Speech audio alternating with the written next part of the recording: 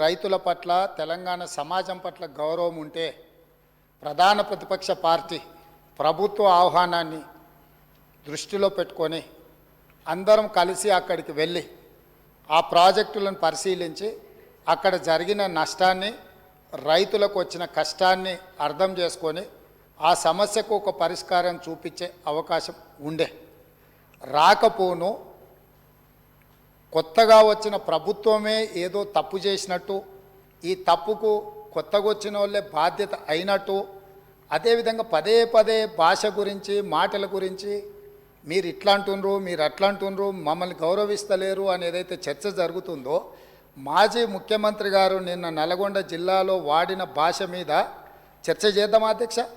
ఏం బీకనిక పోయినరని అడుగుతాడా అధ్యక్ష?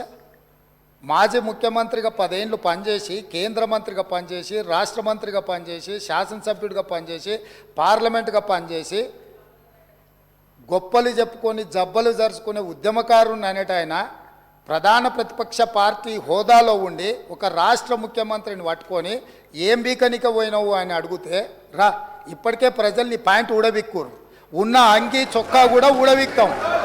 ఇప్పటికే తెలంగాణ ప్రజలు మొన్న జరిగిన ఎన్నికలలో మీ పాయింట్ ఊడవీకిరు.